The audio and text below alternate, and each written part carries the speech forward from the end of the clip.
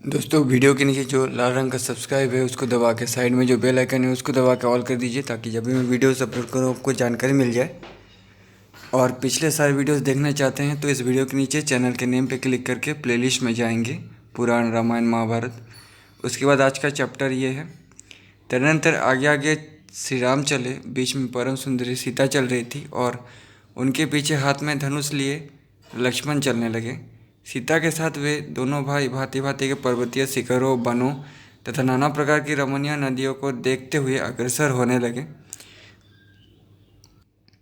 उन्होंने देखा कहीं नदियों के तटों पर सारस और चक्रवाक विचर रहे हैं और कहीं खिले हुए कमलों और जलचर पक्षियों से युक्त सरोवर शोभा पाते हैं।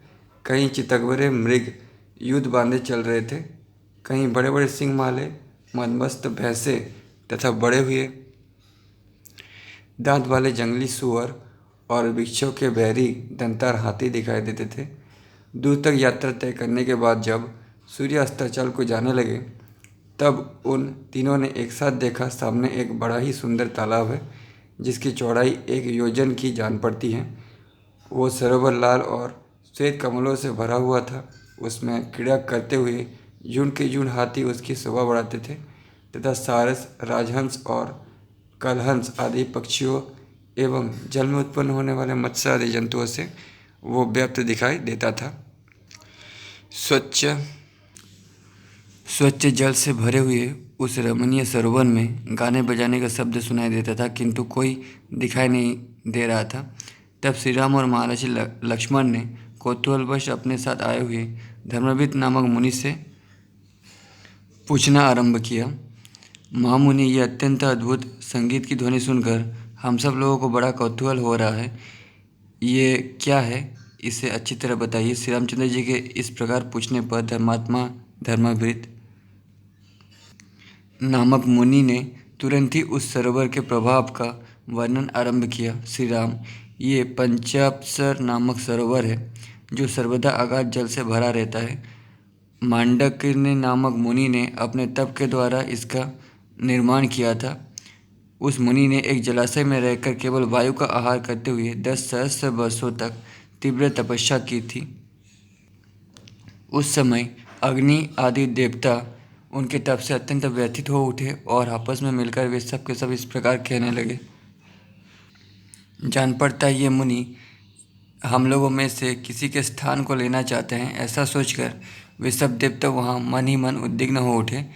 तब उनकी तपस्या में विघ्न डालने के लिए संपूर्ण देवताओं ने 5 प्रधान अप्सरा को नियुक्त किया जिनकी अंग कांति विद्युत के समान चंचल थी। तो दोस्तों, जिस चीज़ का इच्छा आपके मन में होता है लेकिन धर्म के लिए आप उस चीज़ से दूर रहते हैं, ठीक है, तो वो इच्छा आपके मन में और ज़्यादा स्ट्रांग हो जाती है। ऋषि मुनि संसार से या अपने परिवार पत्नी से दूर रहते थे, ठीक है, लेकिन उनकी इच्छा उनके मन में थी, वही इच्छा उनके मन में स्ट्रांग हो जाती थी। इसलिए देवता अप्सरा को भेजते थे क्योंकि वो जानते थे वो अप्सराओं की तरफ अट्रैक्ट हो जाएंगे क्योंकि वो इच्छा उनके मन में है लेकिन वो उनसे दूर है। तदनंतर जिन्होंने लौकिक एवं पारलौकिक धर्माधर्म का ज्ञान प्राप्त कर लिया था उन मुनि को उन 5 अप्सराओं ने देवता को कार्य सिद्ध करने के लिए काम के अधीन कर लिया। मुनि की पत्नी बनी हुई वे ही 5 अप्सराएं यहाँ रहती है। उनके रहने के लिए ये तालाब के भीतर घर बना हुआ है जो जल के अंदर छिपा हुआ है। उसी घर में सुखपूर्वक रहती हुई 5 अप्सराएं तपस्या के प्रभाव से युवावस्था को प्राप्त हुए मुनि को अपनी सेवाओं से संतुष्ट करती हैं। क्रीड़ा विहार में लगी हुई उन अप्सराओं के ही वाद्यों की यह ध्वनि सुनाई देती है जो भूषणों की झंकार के साथ मिली हुई, साथ ही उनके गीत का भी मनोहर शब्द सुन पड़ता है। अपने भाई के साथ महायशस्वी श्री रघुनाथ जी ने उन भावितात्मा महर्षि के इस कथन को ये तो बड़े आश्चर्य की बात है यूँ कहकर स्वीकार किया। इस प्रकार कहते हुए श्री रामचंद्र जी को एक आश्रम मंडल दिखाई दिया जहाँ सब और कुश और बदकल वस्त्र फैले हुए थे। वो आश्रम ब्राह्मी से प्रकाशित होता था, ब्रह्म तेज से। विद्यानंद ने सीता तथा लक्ष्मण के साथ उस तेजस्वी आश्रम मंडल में प्रवेश करके श्री राम ने उस समय सुखपूर्वक निवास किया। वहाँ के महर्षियों ने उनका बड़ा आदर सत्कार किया। तदनंतर महान अस्त्रों के ज्ञाता श्री रामचंद्र जी बारी बारी से उन सभी तपस्वी मुनि के आश्रमों पर गए जिनके यहाँ वो पहले जा चुके थे। उनके पास भी उनकी भक्ति देख दोबारा जा रहे थे। कहीं 10 महीने, कहीं साल भर, कहीं 4 महीने, कहीं 5 या 6 महीने, कहीं इससे भी अधिक, कहीं 7 महीने, कहीं उससे भी अधिक, कहीं आधे मास अधिक अर्थात 8.5 महीने, कहीं 3 महीने और कहीं 8 और 3 अर्थात 11 महीने तक श्री रामचंद्र जी ने सुखपूर्वक निवास किया। इस प्रकार मुनियों के आश्रमों पर रहते और अनुकूलता पाकर आनंद का अनुभव करते हुए उनके 10 वर्ष बीत गए। तो इसी तरह से मुनियों के आश्रमों पर श्री रामचंद्र जी ने 10 वर्ष बिता दिए। इस प्रकार सब और घूम फिर कर धर्म के ज्ञाता भगवान श्री राम सीता के साथ फिर सुतीक्ष्ण के आश्रम पर ही लौट आए। शत्रु का दमन करने वाले श्री राम उस आश्रम में आकर वहाँ रहने वाले मुनियों द्वारा भली भांति सम्मानित हो वहाँ भी कुछ काल तक रहे। उस आश्रम में रहते हुए श्री राम ने एक दिन महामुनि सुतीक्ष्ण के पास बैठकर विनीत भाव से कहा, भगवान, मैंने प्रतिदिन बातचीत करने वाले लोगों के मुँह से सुना है कि इस वन में कई मुनिश्रेष्ठ अगस्त्य जी निवास करते हैं, किंतु इस वन की विशालता के कारण मैं उस स्थान को नहीं जानता हूँ। उन बुद्धिमान महर्षि का सुंदर आश्रम कहाँ है? मैं लक्ष्मण और सीता उनके साथ भगवान अगस्त्य को प्रसन्न करने के लिए उन मुनीश्वर को प्रणाम करके उद्देश्य से उनके आश्रम पर जाऊं। ये महान मनोरथ मेरे हृदय में चक्कर लगा रहा है। मैं चाहता हूं कि स्वयं भी मुनिवर अगस्त्य की सेवा करूं। धर्मात्मा श्री राम का ये वचन सुनकर सुतीक्ष्ण मुनि बड़े प्रसन्न हुए और दशरथ नंदन से इस प्रकार बोले, रघुनंदन, मैं भी लक्ष्मण सहित आपसे यही कहना चाहता था कि आप सीता के साथ महर्षि अगस्त्य के पास जाएं। सौभाग्य की बात है कि इस समय आप स्वयं ही मुझसे वहां जाने के विषय में पूछ रहे हैं। श्री राम महामुनि अगस्त्य जहाँ रहते हैं उस आश्रम का पता मैं अभी आपको बता देता हूँ। तात इस आश्रम में 4 योजन दक्षिण चले जाइए, वहाँ आपको अगस्त्य के भाई का बहुत बड़ा एवं सुंदर आश्रम मिलेगा। वहाँ के वन की भूमि प्राय समतल है तथा पिपली का वन उस आश्रम की शोभा बढ़ाता है। वहाँ फूलों और फलों की बहुतायत है। नाना प्रकार के पक्षियों के कलरवों से गुजते हुए उस रमणीय आश्रम के पास भांति भांति के सरोवर है जो स्वच्छ जल से भरे हुए हैं। हंस और कादम्ब आदि पक्षी उनमें सब और फैले हुए हैं तथा चक्रवाक उनकी शोभा बढ़ाते हैं। श्री राम, आप एक रात उस आश्रम में ठहरकर प्रातःकाल उस वन खंड के किनारे दक्षिण दिशा की ओर जाए। इस प्रकार 1 योजन आगे जाने पर अनेकानेक वृक्षों से सुशोभित अनेक रमणीय भाग में अगस्त्य मुनि का आश्रम मिलेगा। वहाँ विद्यानंदिनी सीता और लक्ष्मण आपके साथ सानंद विचरण करेंगे, क्योंकि बहुसंख्यक वृक्षों से सुशोभित वो वन प्रांत बड़ा ही रमणीय है। महामते, यदि आपने महामुनि अगस्त्य के दर्शन का निश्चित विचार कर लिया है तो आज ही वहाँ की यात्रा करने का निश्चय करें। मुनि का ये वचन सुनकर भाई सहित श्री रामचंद्र जी ने उन्हें प्रणाम किया और सीता तथा लक्ष्मण के साथ अगस्त्य जी के आश्रम की ओर चल दिए। मार्ग में मिले हुए विचित्र विचित्र वनों, मेघमाला के समान पर्वतमालाओं, सरोवर और सरिताओं को देखते हुए वे आगे बढ़ते गए। इस प्रकार सुतीक्ष्ण के बताए हुए मार्ग से सुखपूर्वक चलते चलते श्री रामचंद्र जी ने अत्यंत हर्ष में भरकर लक्ष्मण से ये बात कही, सुमित्रा नंदन, निश्चय ही ये पुण्य कर्मों का अनुष्ठान करने वाले महात्मा अगस्त्य मुनि के भाई का आश्रम दिखाई दे रहा है, क्योंकि सुतीक्ष्ण जी ने जैसा बताया था उसके अनुसार इस वन के मार्ग में फूलों और फलों के भार से झुके हुए सहस्त्र परिचित वृक्ष शोभा पा रहे हैं। इस वन में पकी हुई पिपलियों की यह गंध वायु से प्रेरित होकर सहसा इधर आई है, जिससे कटु रस का उदय हो रहा है। जहाँ तहाँ लकड़ियों के ढेर लगे दिखाई देते हैं और वैतरण्य मुनि के समान रंग वाले कुछ कटे हुए दृष्टिगोचर होते हैं।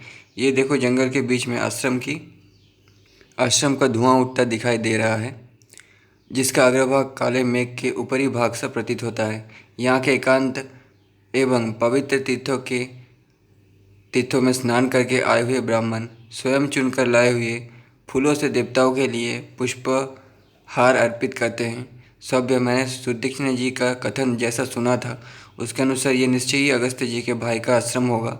इन्हीं के भाई पुण्यकर्मा अगस्त्य जी ने समस्त लोगों के हित की कामना से मृत्यु स्वरूप वाताबी और इलवल का वेग पूर्वक दमन करके इस दक्षिण दिशा को शरण लेने योग्य बना दिया। एक सौभाग्य की बात है, यहाँ क्रूर स्वभाव वाला वाताबी और इलवल ये दोनों भाई एक साथ रहते थे। ये दोनों महान असुर ब्राह्मणों की हत्या करने वाले थे। निर्दयी इलबल और ब्राह्मणों का रूप धारण करके संस्कृत बोलता हुआ जाता और श्राद्ध के लिए ब्राह्मणों को निमंत्रण दे आता था। फिर मेष का रूप धारण करने वाले अपने भाई वाताबी का संस्कार करके श्राद्ध कल्पोक्त विधि से ब्राह्मणों को खिला देता था। वे ब्राह्मण जब भोजन कर लेते तब इलबल उच्च स्वर से बोलता वाताबी, निकलो। भाई की बात सुनकर वाताबी भेड़े के समान मैं करता हुआ उस ब्राह्मणों के पेट फाड़ फाड़ कर निकल आता था। इस प्रकार इच्छानुसार रूप धारण करने वाले उन मांसभक्षी असुरों ने प्रतिदिन मिलकर सहस्त्र ब्राह्मणों का विनाश कर डाला। ये श्री राम जी कहानी सुना रहे हैं। उस समय के ऋषि ने, जो साधुओं ने जो श्री राम को कहानी सुनाई थी वही। इस प्रकार इच्छानुसार रूप धारण करने वाले उन मांसभक्षी असुरों ने प्रतिदिन मिलकर सहस्त्र ब्राह्मणों का विनाश कर डाला। उस समय देवताओं की प्रार्थना से महर्षि अगस्त्य ने श्राद्ध में शाक रूपधारी उस महान असुर को जानबूझकर भक्षण किया। तदनंतर श्राद्ध कर्म संपन्न हो गया ऐसा कहकर ब्राह्मणों के हाथ में अबनेजन का जल दे इलवल ने भाई को संबोधित करके कहा, निकलो। इस प्रकार भाई को पुकारते हुए उस ब्राह्मणधारी असुर से बुद्धिमान मुनिश्रेष्ठ अगस्त्य ने हंसकर कहा, जिस जीव शाक रूपधारी तेरे भाई राक्षस को मैंने खाकर पचा लिया है वो तो यमलोक में जा पहुंचा है, अब उसमें निकलने की शक्ति कहाँ है। भाई की मृत्यु को सूचित करने वाले मुनि के इस वचन को सुनकर उस निशाचर ने क्रोधपूर्वक उन्हें मार डालने का उद्यत आरंभ किया। उसने जो ही द्विजराज अगस्त्य पर धावा किया तो ही उद्दीप्त तेज वाले उन मुनि ने अपनी अग्नितुल्य दृष्टि से उन राक्षसों को दग्ध कर डाला। इस प्रकार उसकी मृत्यु हो गई। ब्राह्मणों पर कृपा करके जिन्होंने ये दुष्कर कर्म किया था उन्हीं महर्षि अगस्त्य के भाई का यह आश्रम है जो सरोवर और वन से सुशोभित हो रहा है। श्री रामचंद्र जी लक्ष्मण के साथ इस प्रकार बातचीत कर रहे थे। इतने में ही सूर्योदय अस्त हो गए और संध्या समय हो गया। तब भाई के साथ विधिपूर्वक स्वयं संध्या वंदना करके श्री राम ने आश्रम में प्रवेश किया और उन महर्षि के चरणों में अपना मस्तक झुकाया। मुनि ने उनका यथावत आदर सत्कार किया। सीता और लक्ष्मण से श्री राम और फलमूल खाकर एक रात उस आश्रम में रहे। वो रात बीतने पर जब सूर्योदय हुआ तब श्री रामचंद्र जी ने अगस्त्य के भाई से विदा मांगते हुए कहा, भगवान, मैं आपके चरणों में प्रणाम करता हूँ। यहाँ रात भर बड़े सुख से रहा हूँ। अब आपके बड़े भाई मुनिवर अगस्त्य का दर्शन करने के लिए जाऊँगा। इसके लिए आपसे आज्ञा चाहता हूँ। तब महर्षि ने बहुत अच्छा, जाइए। इस प्रकार महर्षि के आज्ञा पाकर भगवान श्री राम सुतंगी के बताए हुए मार्ग से वन की शोभा दिखाते हुए चले। श्री राम ने वहाँ मार्ग में जलकदम्ब, कटहल, शारबू, अशोक, तिनीश, चीरी, बिल्ब, महुआ, बेल, तेंदू तथा और भी सैकड़ों जंगली वृक्ष देखे जो फूलों से भरे थे तथा खिली हुई लताओं से परिवेष्टित हो बड़ी शोभा पा रहे थे। उसमें से कई वृक्षों को हाथियों ने अपनी सूंडों से तोड़कर मसल डाला था और बहुत से वृक्षों पर बैठे हुए बानर उसकी शोभा बढ़ाते थे। सैकड़ों मतवाले पक्षी उनकी डालियों पर चहक रहे थे। उस समय कमल नयन श्री राम अपने पीछे पीछे आते हुए शोभावर्धक वीर लक्ष्मण से जो उनके निकट ही थे इस प्रकार बोले, वहाँ के वृक्षों के पत्ते जैसे सुने गए थे वैसे ही चिकने दिखाई देते हैं तथा पशु और पक्षी क्षमाशील और एवं शांत है। इससे जान पड़ता है कि उन महर्षि अगस्त्य का आश्रम यहाँ से दूर नहीं है। जो अपने कर्मों से ही संसार में अगस्त्य के नाम से विख्यात हुए हैं उन्हीं का यह आश्रम दिखाई देता है जो थके मांदे पथिकों की थकावट को दूर करने वाले हैं। इस आश्रम के वन यज्ञ याग संबंधी अधिक गुमों से व्याप्त है। चीर वस्त्र की पंक्तियाँ इसकी शोभा बढ़ाती है। यहाँ के मृगों के झुंड सदा शांत रहते हैं तथा इस आश्रम में नाना प्रकार के पक्षियों के कलरव गूंजते रहते हैं। जिन पुण्यकर्म महर्षि अगस्त्य ने समस्त लोगों की हित कामना से मृत्यु स्वरूप राक्षसों का वेगपूर्वक दमन करके इस दक्षिण दिशा को शरण लेने के योग्य बना दिया तथा जिनके प्रभाव से राक्षस इस दक्षिण दिशा को केवल दूर से भयभीत होकर देखते हैं, इसका उपभोग भी नहीं करते, उन्हीं का ये आश्रम है। पुण्यकर्म महर्षि अगस्त्य ने जब से इस दिशा में पदार्पण किया है तब से यहाँ के निशाचर वैर रहित और शांत हो गए हैं। भगवान अगस्त्य की महिमा से इस आश्रम के आसपास निर्भय आदि गुणों से संपादन में समर्थ तथा कुरुकर्म राक्षसों के लिए दुर्जय होने के कारण ये संपूर्ण दिशा नाम से भी तीनों लोक में दक्षिणा ही कहलाई इस नाम से विख्यात हुई। अगस्त्य की दिशा भी कहलाते हैं। एक बार पर्वत श्रेष्ठ विंध्य सूर्य का मार्ग रोकने के लिए बढ़ा था, किंतु महर्षि अगस्त्य के कहने से वो नम्र हो गया। तब से आज तक निरंतर उनके आदेश का पालन करता हुआ ये कभी नहीं बढ़ता। वे दीर्घायु महात्मा हैं, उनका कर्म तीनों लोकों में विख्यात है। उन्हीं अगस्त्य का ये शोभा आश्रम है जो विनीत मृगों से सुशोभित है। ये महात्मा अगस्त्य जी संपूर्ण लोगों के द्वारा पूजित तथा सदा सज्जनों के हित में लगे रहते हैं। अपने पास आए हुए हम लोगों को वे अपने आशीर्वाद से कल्याण के भागी बनाएंगे। सेवा करने में समर्थ सौभ्य लक्ष्मण, यहाँ रहकर मैं उन महामुनि अगस्त्य की आराधना करूँगा और वनवास के शेष दिन यही रहकर बिताऊँगा। देवता, गंधर्व, सिद्ध और महर्षि यहाँ नियमित आहार करते हुए सदा सानंद मुनि की उपासना करते हैं। ये ऐसे प्रभावशाली मुनि हैं कि इनके आश्रम में कोई झूठ बोलने वाला क्रूर, सट, निशंक अथवा पापचारी मनुष्य जीवित नहीं रहता। यहाँ धर्म की आराधना करने के लिए देवता, यक्ष, नाग और पक्षी नियमित आहार करते हुए निवास करते हैं। इस आश्रम पर अपनी शरीर को त्याग कर अनेकानेक सिद्ध महात्मा महर्षि नूतन शरीरों के साथ सूर्य तुल्य तेजस्वी विमानों द्वारा स्वर्गलोक को प्राप्त हुए हैं। अच्छा, विमानों द्वारा यहाँ सत्कर्म परायण प्राणियों द्वारा आराधित हुए देवता उन्हें यक्षस्व, अमरत्व तथा नाना प्रकार के राज्य प्रदान करते हैं। सुमित्रा नंदन, अब हम लोग आश्रम पर आ पहुँचे। तुम पहले प्रवेश करो और महर्षियों को सीता के साथ मेरे आगमन की सूचना दो। नेक्स्ट चैप्टर श्री राम आदि का अगस्त्य के आश्रम में प्रवेश, अतिथि सत्कार, मुनि की ओर से दिव्य अस्त्र शस्त्रों की प्राप्ति।